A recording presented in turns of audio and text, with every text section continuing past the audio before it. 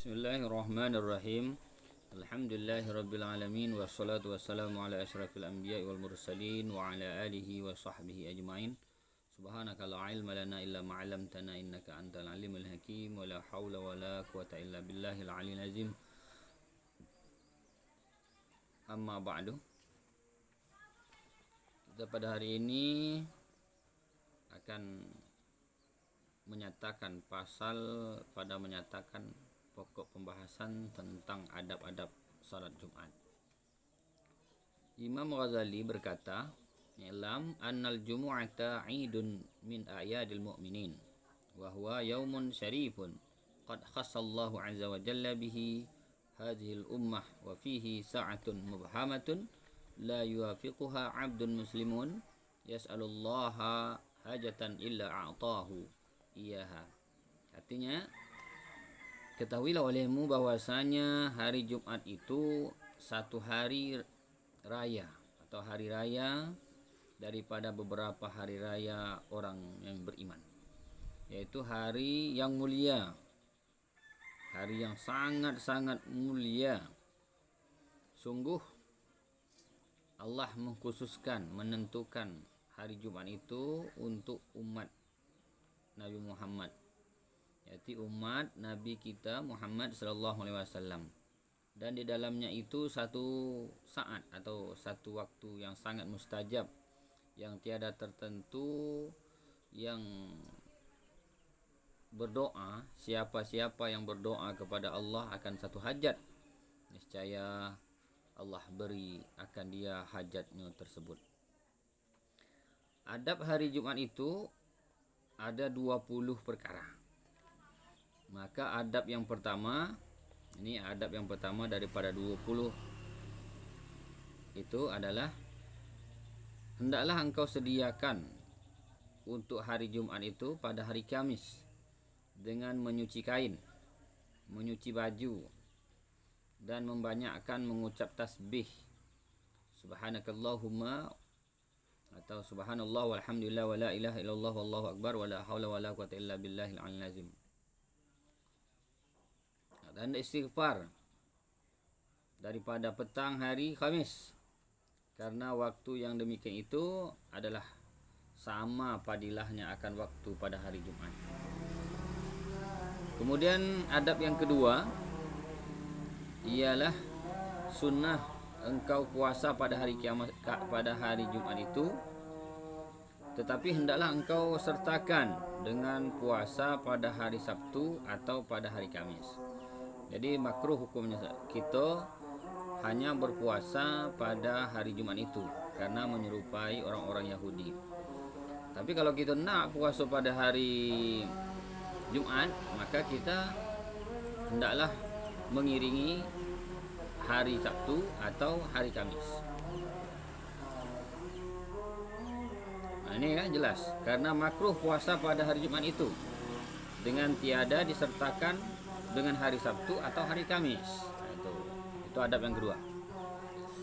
Kemudian adab yang ketiga, apabila terbit fajar hari Jumat itu, maka sunnah kita mandi, karena waktu mandi Jumat itu daripada terbit fajar hingga mengerjakan sembahyang Jumat, itu hukumnya sunnah. Tetapi kita ketika nak hampir sembahyang Jumat atau hampir pergi salat Jumat itu terlebih afdal kita mandi sunnah Jumat. Mandi sunnah Jumat itu Nabi pernah bersabda, ya. Sabdanya adalah ghuslul jumu'ati wajibun ala kulli muhtalimin. Yang pertama sekali, mandi Jumat itu, pada hari Jumat itu wajib bagi tiap-tiap orang yang mimpi.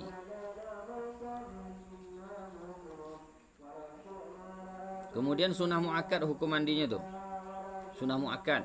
Tapi kalau orang yang mimpi tadi, mimpi basah, itu wajib hukumnya.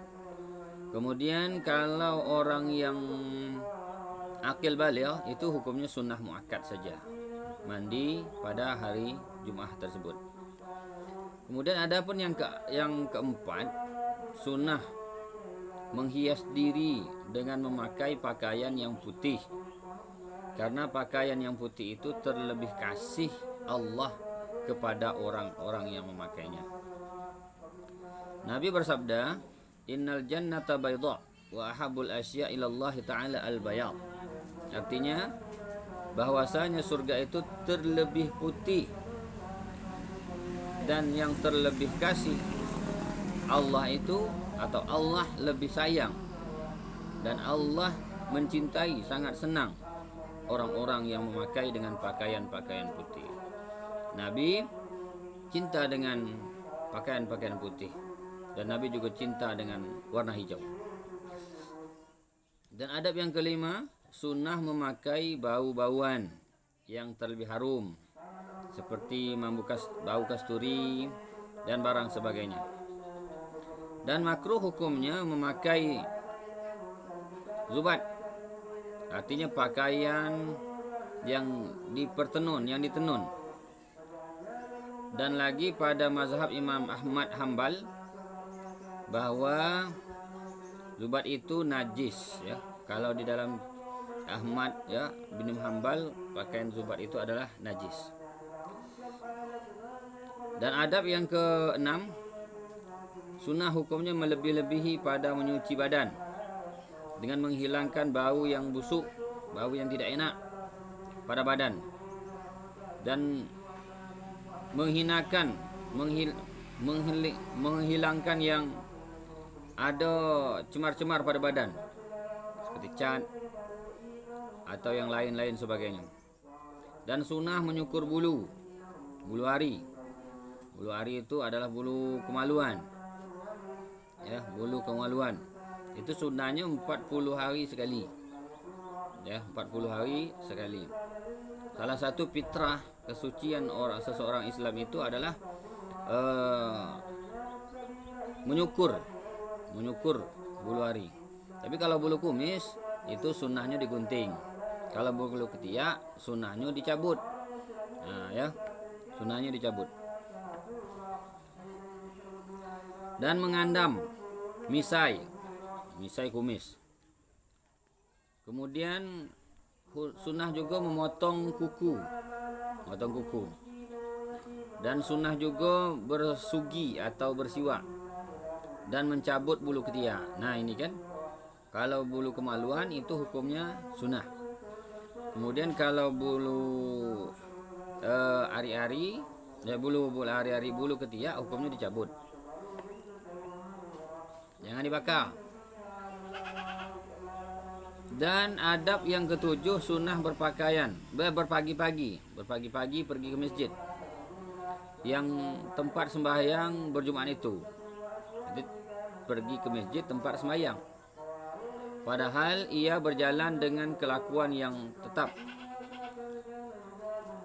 hadir hatinya kepada Allah, serta masghul dengan berzikir, sibuk hatinya dengan berzikir kepada Allah, dan serta berselawat kepada Nabi Muhammad SAW. Karena disunahkan pada hari Jumat itu kita membaca zikir, membaca tasbih, membaca Al-Quran. Baca Quran itu lebih disunahkan lagi surah Al-Kahfi. Karena Nabi bersabda, "Man raha fi sa'atil ula." Barang siapa yang pergi pada waktu yang pertama. Waktu yang pertama itu setelah subuh. Paka'an nama qarraba budnatan. Seolah-olah dia berkorban, ya, menyembelih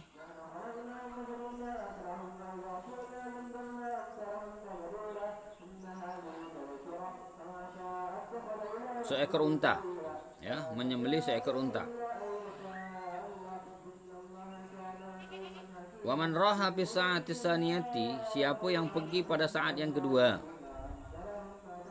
saat yang kedua, paka'an nama qarraba kibasan, seolah-olah paka'an nama qarraba bakaratan, seolah-olah dia berkorban seekor lembu atau seekor kerbau atau seekor sapi.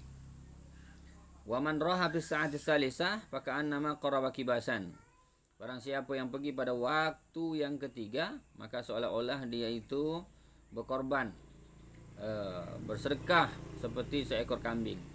Wa man raha fi sa'atir rabi'ah, siapa yang pergi pada waktu yang keempat, maka seolah-olah dia karraba dajajatan, berkorban dengan seekor ayam. Wa man raha fi sa'atil khamisah faka'annama ahda asfuran. Barang siapa yang pergi ke Jumat pada waktu yang kelima, seolah-olah dia itu berkorban seperti burung pipit. Wa man raha fi sa'atis sadisah faka'annama ahda baydatan. Barang siapa yang pergi pada waktu yang keenam, inilah nak masuk waktu Jumat nian, maka dia seolah-olah berhadiah akan sebutir telur. Fa iza kharajatil imamu, apabila telah pergi oleh imam, tuyatis suhufu, masuk pergi di sini, imamlah masuk ke masjid. Imamlah masuk masjid, khatiblah masuk masjid, maka dilipat akan segala suhuf-suhuf, wa rufi'atil aqlamu, dan diangkat kalam-kalam. Aklam-aklam, ya, pena-pena. Jadi malaikat dah nyatat lagi. Wajtamatil malaikatu indal mimbar yastami'una dzikra. Jadi disunahkan bagi imam dan khatib itu ketika hari Jumat ialah untuk pergi terakhir dan masuk terakhir ketika salat, nak masuk ke masjid salat Jumat. Kalau seandainya imam dan khatib itu dah masuk duluan, maka dilipat suhuf-suhuf malaikat itu, dan malaikat telah duduk di samping mimbar untuk mendengarkan zikir-zikir. Kemudian adab yang ke-9. Janganlah ia melangkah akan bahu orang-orang pada ketika masuk ke masjid. Jangan kita melangkah bahu-bahu orang-orang yang masuk ketika masjid, di dalam masjid itu. Adab yang ke-10. Jangan ia lalu pada pihak di hadapan orang-orang yang sedang sembahyang. Jadi kita jangan lewat di depan orang yang sembahyang itu. Adab yang ke-11, sunnah ia duduk dekat di awal atau dekat, ya, dekat baris saf yang pertama. Itu sunnah kita duduk di saf yang pertama. Maka kalau kita tidak mudah untuk duduk di saf yang pertama, maka hendaklah kita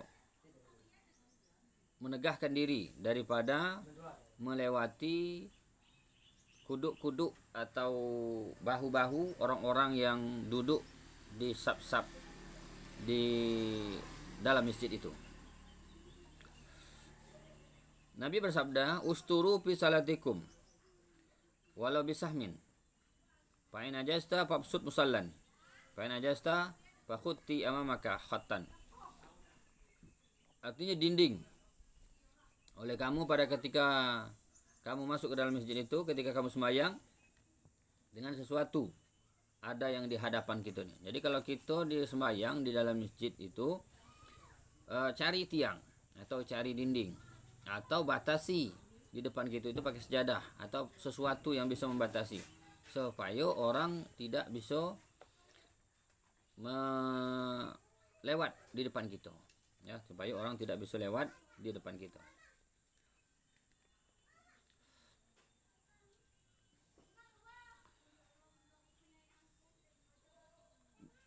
Dan jikalaupun kita menutupnya itu dengan anak panah sekalipun, maka jikalau kita tidak ada tak kuasa, hendaklah kita tulis di depan kita, ya, ada tulisan dan sebagainya lah.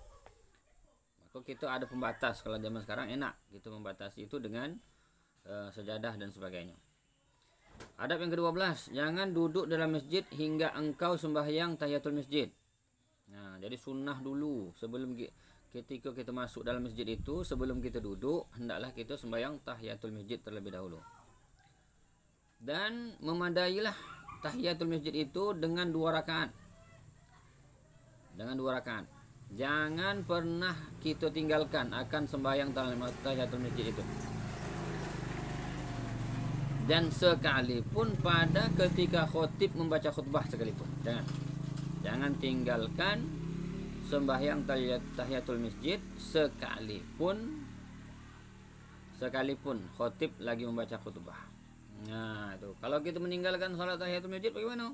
Ganti dengan baqiyatus salihat. Apa itu? Subhanallah walhamdulillah wala ilaha illallah wallahu akbar wala haula wala quwata illa billahil aliyil azim. Kalau orang yang punya wudu cukup sekali saja itu sudah memadai. Cuman kalau orang yang tidak punya wudu itu baqiyatus salihatnya dibaca 3 kali. Itu dibaca 3 kali. Tetapi pada ketika ini, ketika khotib sedang berkhutbah, jangan dilebih-lebihkan daripada 2 rakaat. Cukup 2 rakaat saja. Dan memadailah tahiyatul masjid itu pada ketika ini dengan niat 2 rakaat ratibah. Nah, jadi kalau kita niat sembahyang sunat ratib atau qabliyah Jumat, ini juga terhitung dengan solat tahiyatul masjid. Nah, itu ya. Jadi kita boleh milih apa nak sunat tahiyatul masjid, apa sunat ratibah atau sunat qabliyah Jumat. Tetapi yang terlebih afdal bahwa engkau sembahyang akan tahiyatul masjid. Itu terlebih afdal pada hari Jumat itu. Kemudian salat tahiyatul masjid itu sebenarnya disunahkan 4 rakaat ya, 4 rakaat dengan 1 salam ya. Dengan 1 salam. Kemudian dibaca pada tiap-tiap 1 rakaat setelah Fatihah adalah qul huwallahu ahad 50 kali. Nah, ya, hingga akhirnya. Di dalam khabar menjelaskan, di dalam sebuah hadis menjelaskan, Fabil khabari man fa'ala zalika lam yamut hatta yara maq'adahu minal jannah au yura lahu. Siapa yang solat tahiyatul masjid pada hari Jumat 4 rakaat, 1 rakaat dibacanya 50 qul huwallahu ahad. Qul huwallahu ahad, maka dia tidak akan mati sebelum dia melihat tempatnya di dalam surga atau dilihatkan oleh Allah Subhanahu wa taala surga baginya. Ini subhanallah. Tapi ya sembahyang tahiyatul masjidnya setelah Fatihah 50 kali membaca surah Al-Ikhlas atau qul huwallahu ahad. Dan adab yang ke-13 bahwasanya sunnah engkau sembahyang kan pada hari Jumat itu 4 rakaat yang lain daripada tahiyatul masjid yang tersebut ya, yang tersebut.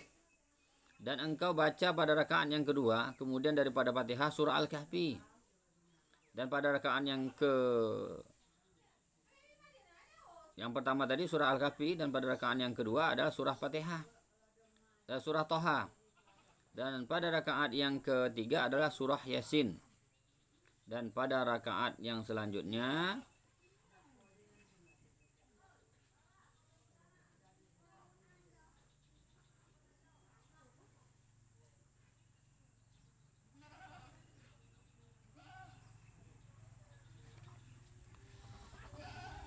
ya, pada rakaat yang pertama ya. Pada rakaat yang pertama dan kedua itu adalah surah Al-Kahfi. Pada rakaat yang ketiga surah Toha. Dan pada rakaat yang keempat adalah surah Yasin. Itu aturan kita setelah kita salat tahiyatul masjid 4 rakaat. Tapi kalau setelah kita sembahyang 4 rakaat surah Kahfi itu ya, kita setelah sembahyang surah tahiyatul masjid, maka kita disunahkan lagi untuk sembahyang 4 rakaat. 4 rakaat yang pertama, 2 rakaat yang pertama dibaca surah Al-Kahfi. Dan rakaat yang kedua surah Toha. Dan rakaat yang ketiga yang keempat adalah surah Yasin. Dibaca setelah Fatihah. Maka jika tidak kuasa engkau yang demikian itu, maka bacalah olehmu pada rakaat yang pertama kemudian Fatihah surah Yasin. Dan pada rakaat yang kedua setelah Fatihah Alif Lam Tanzil atau Alif Lam Sajadah. Dan pada rakaat yang ketiga adalah surah Ad-Duhan. Dan pada rakaat yang keempat adalah surah Tabarakalladzi biyadihil mulk. Kemudian adapun adab yang ke-14 untuk solat ya, Jumat, bahwa engkau tinggalkan akan membaca, jangan engkau tinggalkan membaca segala surah yang tersebut di atas pada malam Jumat. Jadi segala surah yang tersebut di malam Jumat itu jangan ditinggalkan. Surah Al-Kahfi, surah Taha, surah Yasin, surah Dukhan, surah Tabarak itu jangan ditinggalkan membacanya di malam Jumat. Sunnah hukumnya kita membacanya. Karena pahala membaca segala surah tersebut itu besar, dan setengah daripada kelebihan membaca surah Kahfi pada hari Jumat, yaitu man qara'a surat al-Kahfi yaumal jum'ah adha'a lahu minan nuri ma bainal jum'ataini.